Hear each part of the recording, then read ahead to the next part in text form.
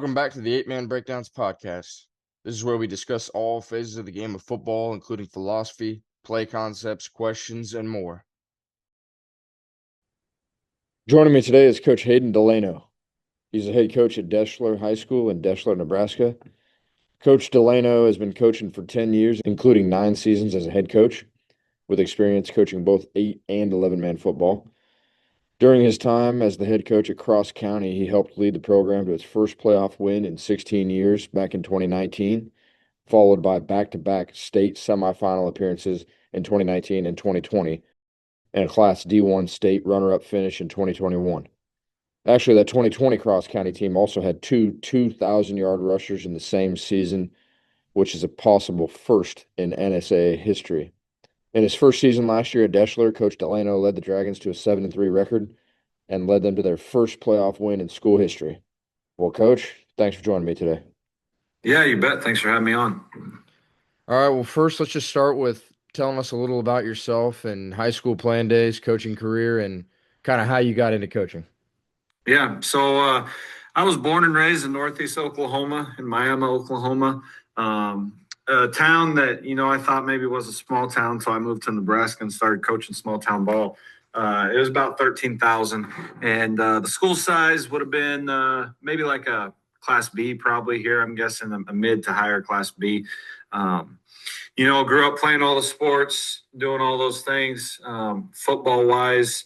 Was a wide receiver, big enough school, and our coaching staff's actually changed at the beginning and the end of high school. But the staff that took over once I was varsity age was a 2-platoon style staff, which you don't see a whole lot anymore. So just played wide receiver, worked on those things, always with the QBs and doing those things. And kind of when I got the itch, I guess you could say, to coach ball through a couple different coaches I had, whether they were inspirational or I just enjoyed playing for them or had good relationships with them. It was something that was a profession I could really see myself doing.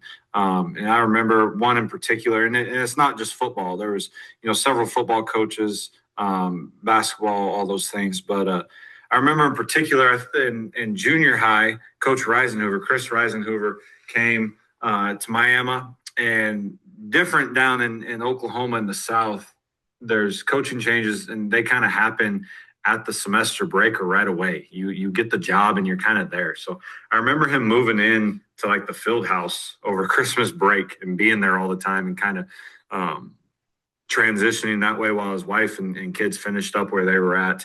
And I thought that was unique. I don't know, it caught my interest, and I really enjoyed him as a person, as a coach, as a leader.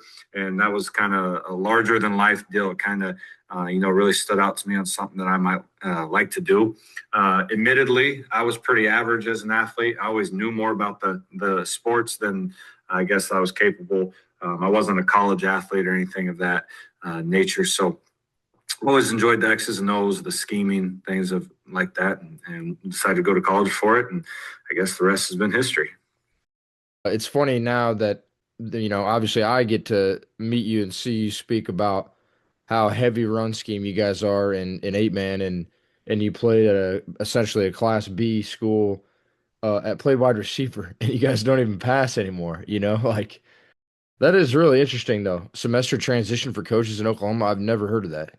Yeah, and to add to you, if I had to pick to coach one side of the ball and one side of the ball only, it would be defense. So, and I didn't play defense. So maybe it's I missed out on that experience. So I enjoy coaching it. But yeah, it's definitely different. Football.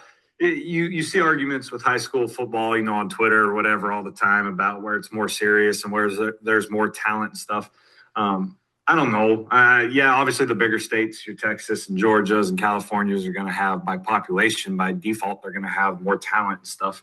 But Oklahoma, yeah, it takes it serious. And yeah, you get coaching transitions at unique times. Nebraska loves their football too. And as you know, 8-man football in Nebraska, I think I think 8-man football in Nebraska is the richest 8-man tradition in the nation. I don't think it's close. So it's really unique to be a part of that. Everyone talks about Texas football for the 8-man game. I think that resides right here in Nebraska. I think it's something special and pretty neat to to be a part of each day. I grew up in Kansas my whole life and moved around Kansas a few different places and coached at 5 different schools now. And I've only been in Nebraska for a couple years, but I've known eight-man game my whole life. And I would 100% agree with you. Like, just different. I didn't even realize until last year being a coach here that when I got a kid to play in the eight-man All-Star game that because I played in the Kansas eight-man All-Star game when I was in high school. I coached in it when I was a head coach in Kansas. And also my senior year before they quit doing it, they had when it was the final one, I believe, which at the time we didn't know it was the final one, but I played in the Kansas versus Nebraska eight-man All-Star game when I was a senior. And it was really fun, but I didn't realize until last year that the Nebraska eight-man All-Star game has been going for like 6 years longer than the Kansas eight-man All-Star game, and they're both 40 plus years. I agree. Nebraska, the eight-man game here is so big, and now look at next year, we're going to a third division. That's unheard of, as far as states having classifications, three of them for eight-man. Yeah, it's wild. And when you talk to coaches, so my first job was in Missouri, and that whole conference is now eight-man. It's the WeMo conference, and it was all 11-man when I was there 10 years ago. But to see, you talk to guys down there, and what do they have? I think 30, 40 teams in eight-man, and it's growing. It's growing everywhere. But yeah, definitely some deep roots here. Yeah, absolutely. And like you're talking about Missouri, it's still relatively new, just overall for the state. So, and the majority of it is in like the northwest corner, closest to us. So it's really interesting to see these teams and the schools and just the different states, the way they approach eight man. But no doubt, there's a big pull for it here in Nebraska. Anyways, change gears just a little bit. If you just talk a little bit about the approach to the single wing and how it fits in eight-man and how it fits your school and scheme. Yeah.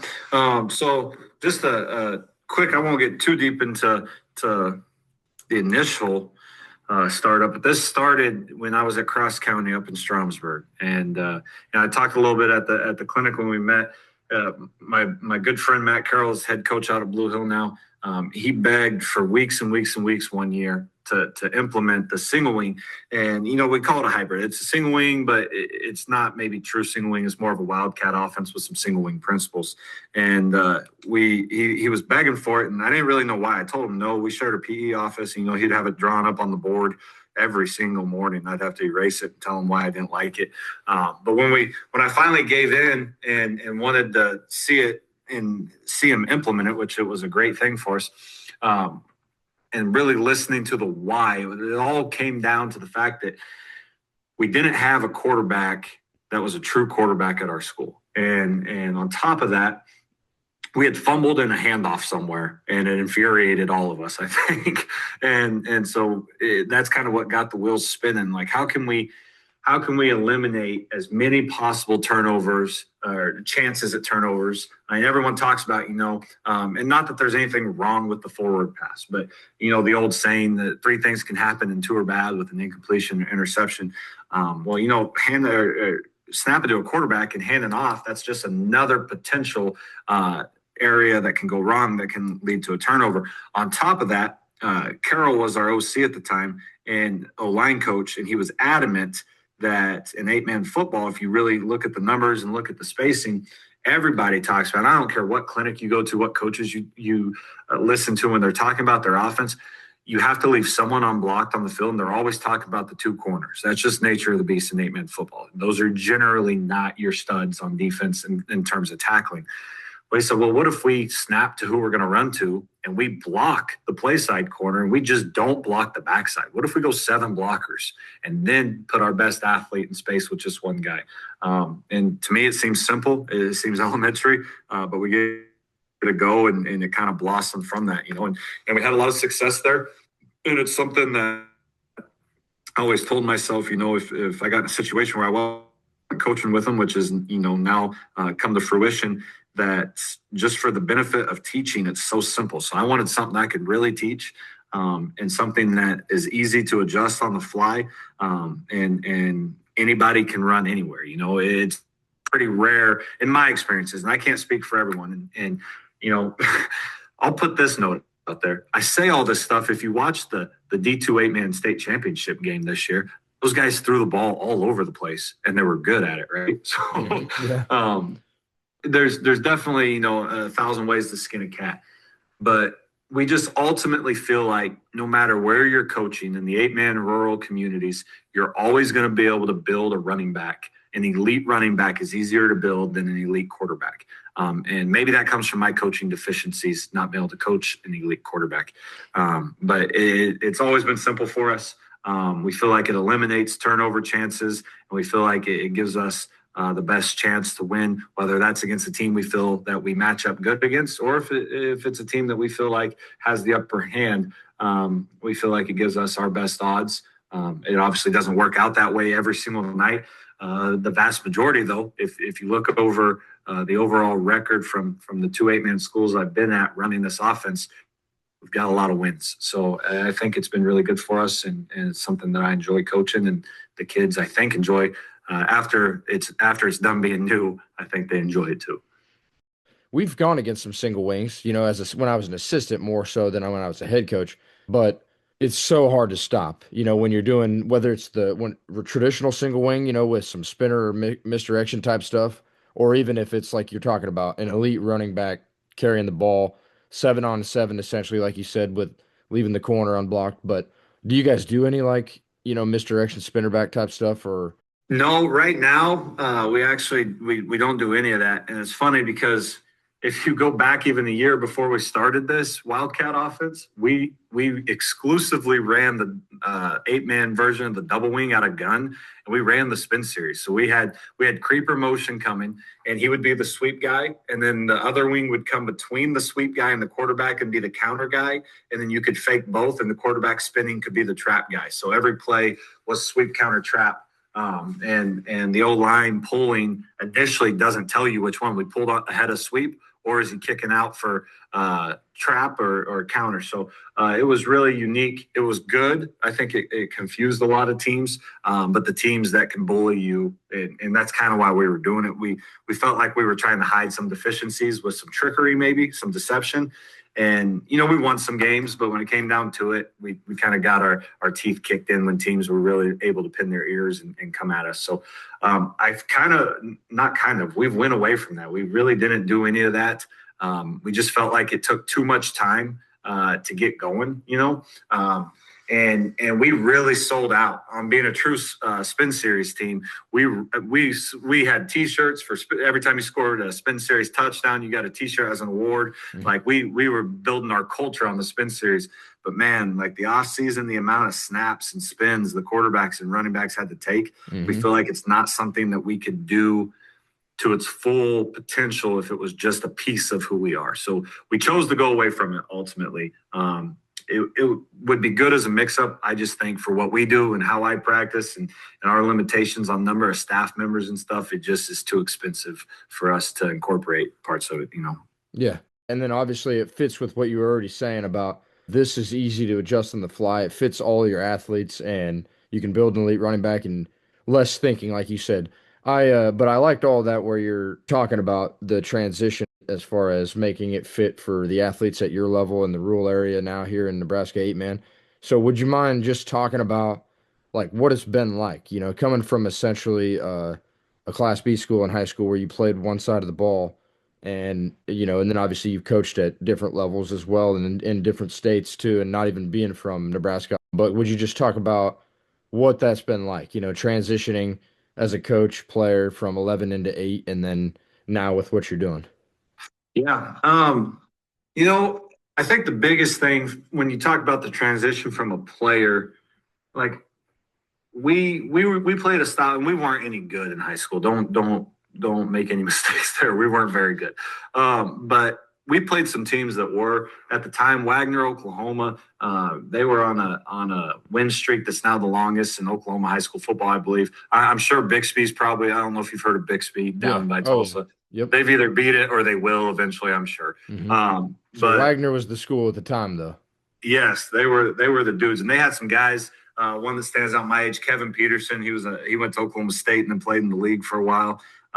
So you got teams, you know, going 4 wide and 6 different coverages and different fronts and stunts and stems and blitzes, and it was wild. And then I get into coaching, and funny enough, and this is no secret or anything, I always wanted to be a baseball coach. And down in Missouri, we were at a tiny, tiny, tiny school, 125 kids, K through 12.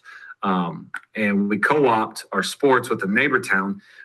They had football and a couple others, and then we had some others at our school, and then we had our own basketball teams. And I got down there so late out of college when I got the job, I wasn't even on the football staff.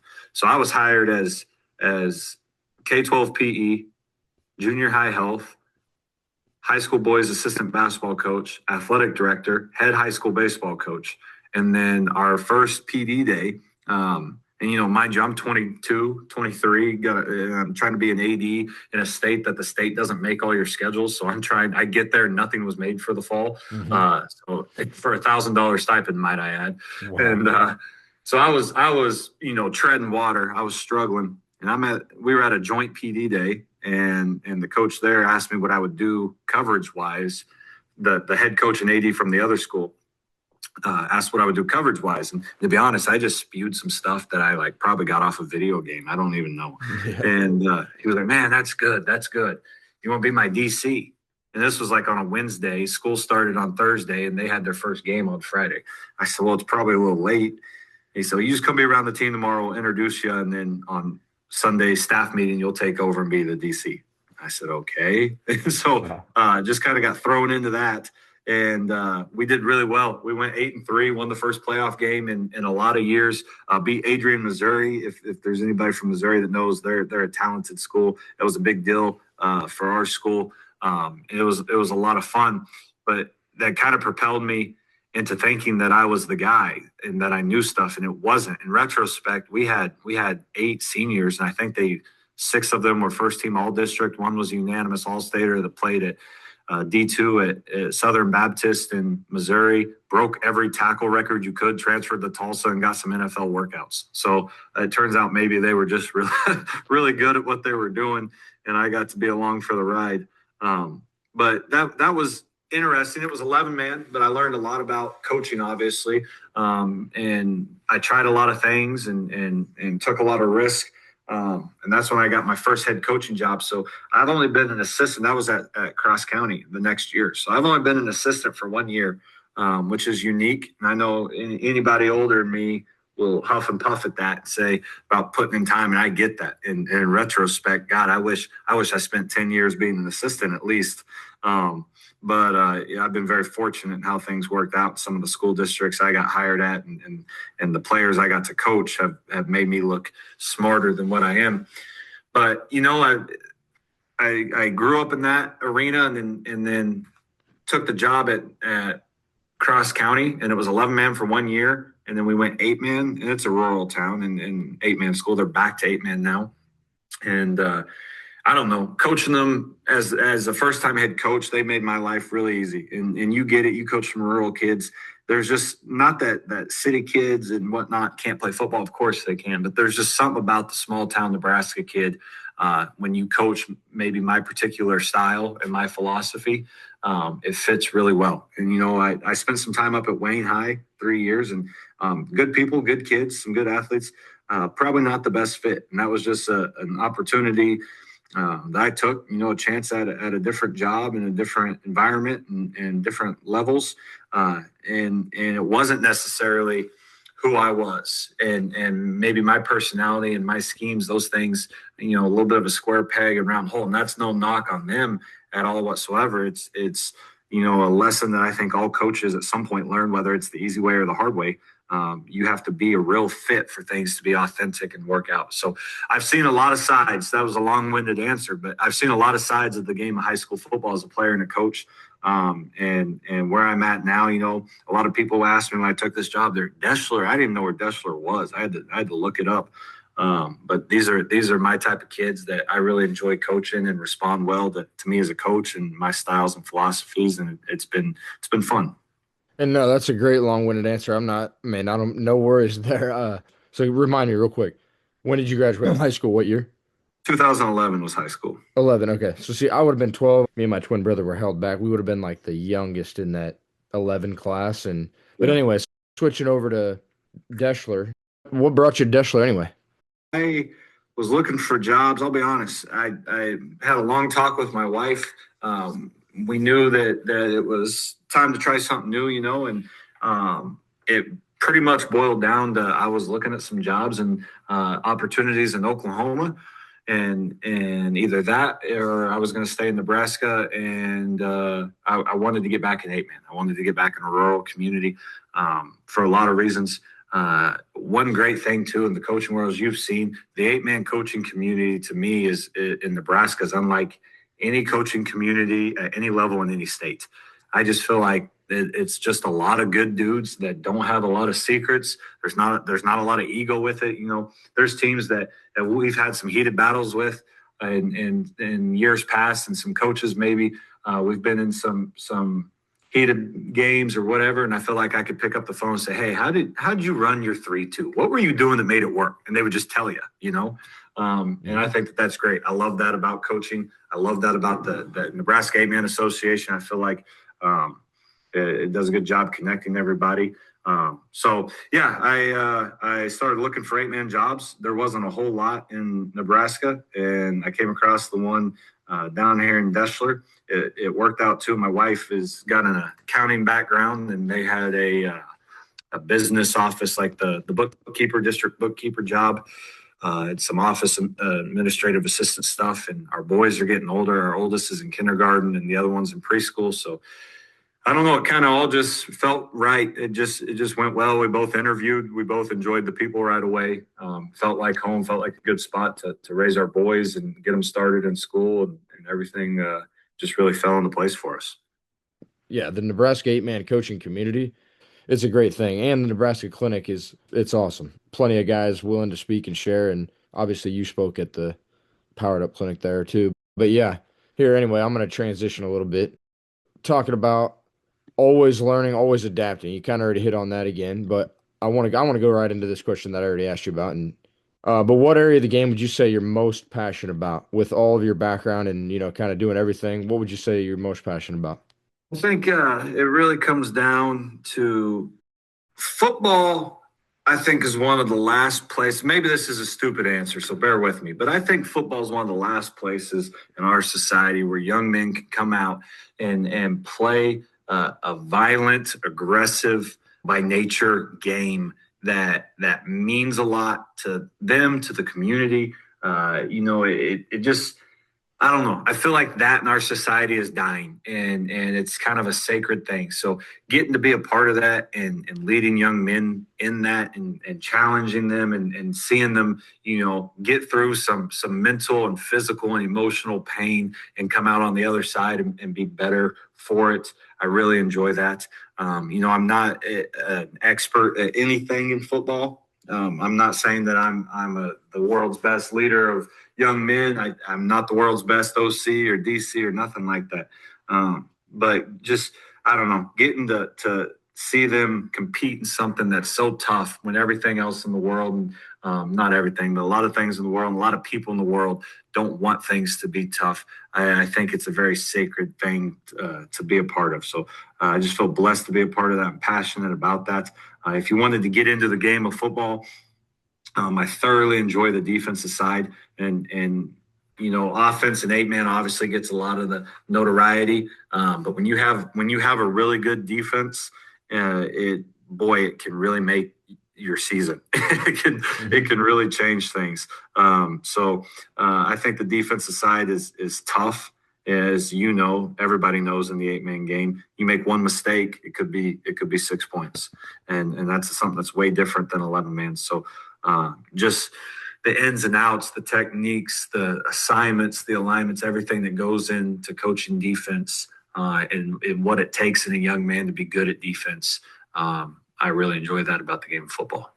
Coach, I think that was a great answer. So I don't know why he led with I don't know if this, but no, that's what's great about football is it's hard, and there's too many other distractions or easy ways out, I would say, in the world today, right? So if a kid is playing football, that's number one.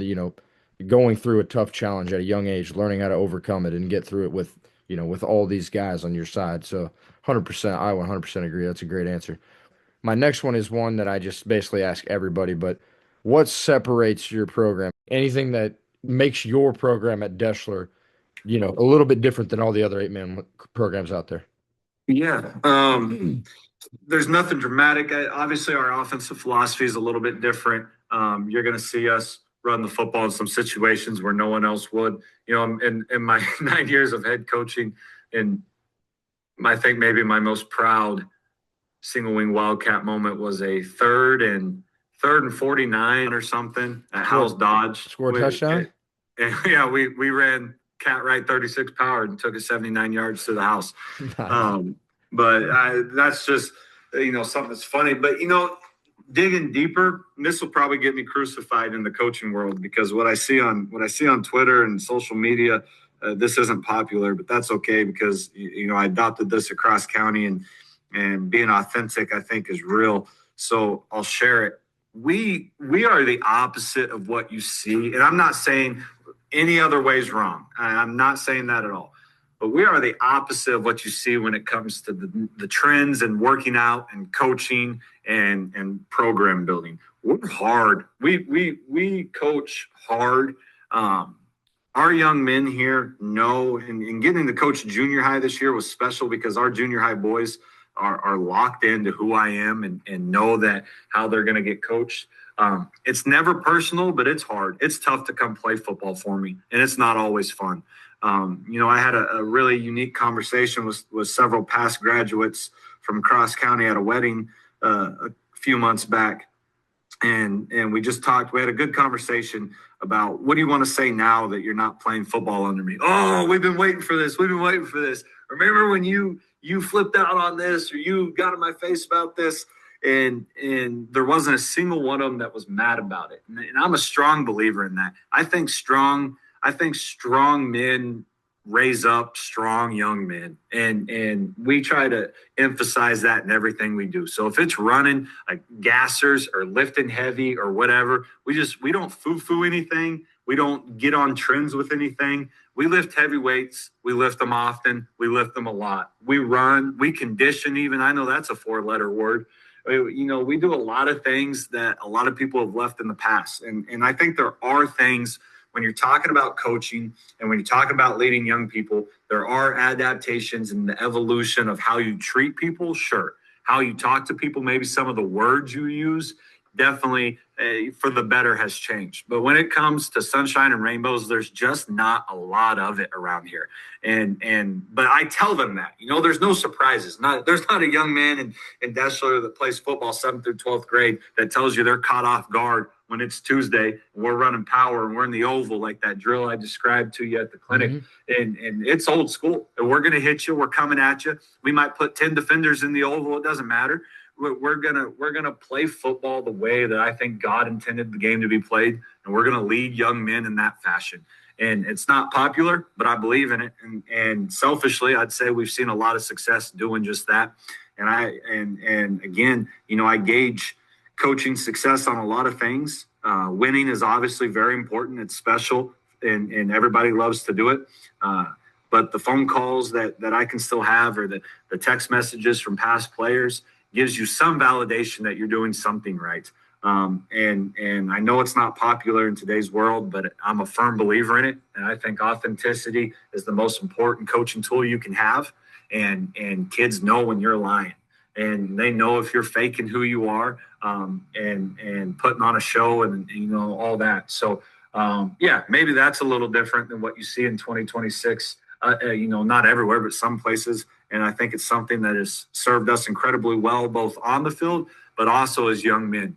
And some of the behavior changes you see in the classroom or, on Saturday nights in town, some of the things that change when they're brought up in a firm but loving, environment, I think is kind of proof in the pudding.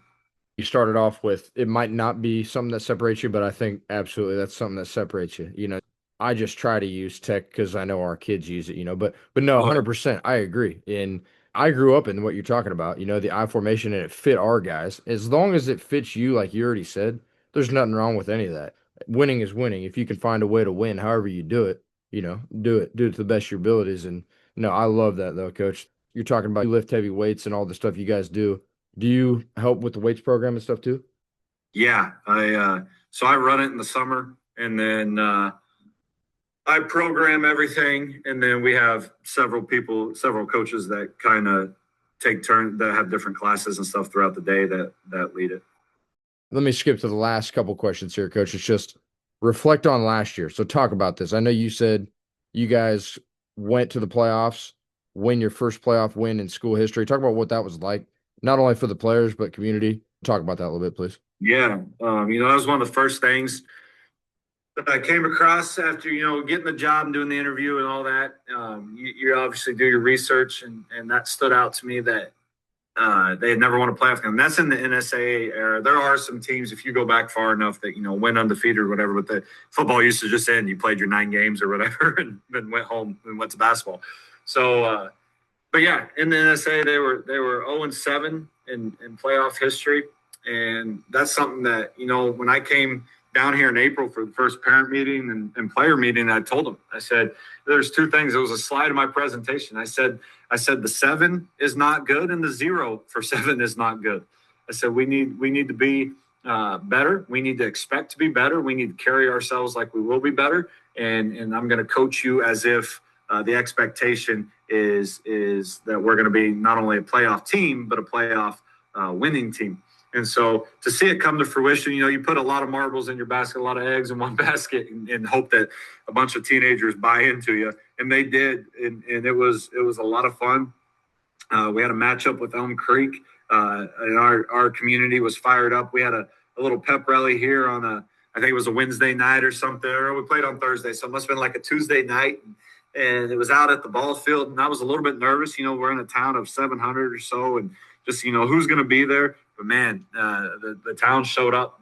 We got a little set of bleachers, and they were full, and the cheerleaders doing their thing, and the community, and a bunch of the little guys that play flag football and stuff. Seeing them in the crowd, and they got to be introduced, and just you could just definitely tell that everybody was all in, and it was probably not that you ever think that you won until you won, but being there that night and just listening to the people and seeing them, like I had a good feeling. I had a good feeling that our boys were ready to get that monkey off their back and go get things done. And we went out there, and the first minute was god awful. They returned they have a kid named Keston Beavers or something like that. Keston, I think he's good. Yeah, he returned the opening kick to like the 6, and then 2 plays later they're up. Who'd you guys play again? Elm Creek. Elm Creek. Okay, keep going. And yeah, and our kids settled in, and the crowd was fantastic. That's a long drive for us, a little over 2 hours. Fantastic crowd. It was loud, and our boys played well. And we started a new tradition. I love traditions, whatever it is. We don't have a bunch of them yet. We're trying to slowly phase those in. The 2 things we started this year is we have a flag we fly at practice. And I started this across county and then didn't do it at Wayne. We're doing it again. We fly a flag at practice that has our logo and slogan on it for the year. And then when you get to the playoffs, before round 1, the seniors get to sign it. And before round 2, the juniors, and then so on and so forth. If you make it to the state championship, the coaches get to sign it. And then the MO is you want your name on that flag for 4 years. That means that you played deep in the playoffs. And then we hang them in the weight room. Once the off season comes around, we did that. And the other thing that I thought was fun, something small, was in the playoffs. We started a thing where all the parents, all the community members that are at a playoff game, win or lose, come out to the final huddle of the year and be together, be a community. I'll give my spiel, and the dads and the moms and the grandpas, just everybody can be out there with their kids or just with community members. And it was special. And that night in Elm Creek, I've coached in a lot of big games. I've coached in Memorial Stadium. I've coached in several semifinals. I've seen records be broken, you name it. That's got to be right at the top 1 or 2 moments. That 5 or 10 minutes after that win in Elm Creek was special and meant a lot to our community. And also, it meant a lot to our young kids. We have some talented underclassmen. And to get through that, okay, we won a playoff game. We don't have to talk about that anymore. And we can just play is going to be very important for our future. The flag at practice. I don't think I've ever heard of anybody doing something like that. And then bringing the family community in on the final huddles. And so was that after playoffs, both of those games, or was it only on the final game then? Yeah, so all playoff games we started that, and I got it from I'm drawing a blank. That coach in Texas, he recently passed away, or not Texas, Kansas, the legend, won all those games. The Yeah. streak. Oh, from Smith Center. Yeah, Smith Center. There you go. Barta, Yeah, Barta, Coach Barta. Roger Barta. Yep. Um, Okay. reading that book. Well, Yeah, our boys, right? yeah. Yeah. So I was reading that really in the fall as football season got started, and I really enjoyed the part where after every game he brings the dads in, and it was just like a thing that the men look forward to there in Smith Center. And I wanted to do something I've learned. You can't steal someone's idea 100%. It'll never feel authentic. But what can we do that would be special? So all playoff games, win or lose, they get to come out there. So at Elm Creek, it was fun and it was exciting, and people were hugging. And then we went to Central Valley and got boat raced by a really well coached, talented team. But we said, everybody, that was another big trip. Come out here, be together. We'll talk about it. Nothing to hang our heads about. Be there with each other, good times and bad, and just start building something special here in Deshler. That's awesome. I love that. Last couple questions here. Looking ahead, talk about like what you see in the future for next year, and then any advice for young coaches. Last two questions here for you, Coach. Yeah, the future, I'm really excited about it here. Our numbers, we had 23 this year. We have for our school, we're middle of the road D3 now, and we're bringing in 15 freshmen. All 15 boys in eighth grade are signed up to play football next year, which is fantastic. So we'll be at 30 on our roster, but that's a lot of underclassmen. 20 of our 30 will be freshmen and sophomores. But we have a unique mix of upperclassmen, but some really, really talented underclassmen, and I'm really excited about it. Most of those freshmen that are going to be sophomores started getting on the field. Actually, all of them started getting on the field. Some of them quite a bit, and even started in the last two playoff games. A couple of the freshmen, so they're genetically gifted. You might look at a few of them. They're 6 foot, 185. We got two twins that are about 5'10", 200 that can run, throw, catch, block, do a little bit of everything. And just they're winners. They're good kids in school, and they're winners, whether it's track, basketball, summer baseball, football, pick up a golf club, it doesn't matter. They're just naturals at what they do. So we're really excited about it. Again, I think this year obviously didn't end the way we wanted, but it was about everything you could ask for. Our seniors did a fantastic job of leading the way and showing that football can be something here. And I think that we have some really exciting years ahead of us. As far as young coaches, I touched on this earlier, and I think that's the most important thing. And that's authenticity. And it sounds simple, but there's so many factors, so many things that will, in people, in scenarios, no matter where you're at, when you're a head coach, people, things, whatever, will try to change who you are. People will want to be in your ear. It can be anything. It can be administrators. It can be overzealous parents. It can be players that are talented but maybe have a bad attitude. There can be a million reasons that you give yourself to change, and you just can't do it. You cannot do it. I'm very open about this. I changed who I was at my last job, and the only people that suffered from that would be the kids. I did not put the product together that I should have and could have, and failed in a lot of ways, trying to fit a mold instead of just being me. And it's a profession that takes thick skin. If you're gonna do it, you gotta love it.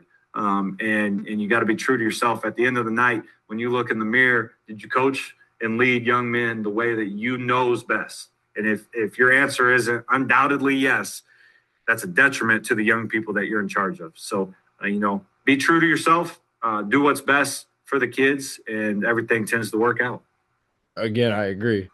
Obviously, you say you learn from going through it. I mean, that's the only way you can. So, I mean, young coaches out there, definitely they gotta learn and grow, but just be who you are. Looking at all the stuff here and just talking to you, I know you guys got bright future ahead, and obviously coming off of a playoff win too, and which isn't, as common up there, but hopefully it will be going forward. I do really appreciate you taking the time out of your night to talk about all your experiences, not only in Nebraska, but Oklahoma, Missouri, and Nebraska, and obviously 11 to 8 man football. So, yeah, thank you for the time and best of luck to you guys next year. Yeah, thanks for having me. Same to you. It's the Johnson Brock Eagles, right? The Yeah, Eagles. yep, Eagles. Yeah. Yeah, Hey, go Eagles. We're in different classes, so we're rooting for you. yeah, yeah. What are you guys next year? D3? Yeah, we're middle of the road D3. Yep. Nice. Thanks a lot, Coach. And that's going to do it for this episode of the 8 Man Breakdowns podcast. If you ever have a question for me, feel free to comment below on this video or follow and message me on Twitter at 8Man Breakdowns. If you've learned anything or enjoyed the video, please click subscribe and check out some of my other videos right here. And as always, guys, thanks for tuning in.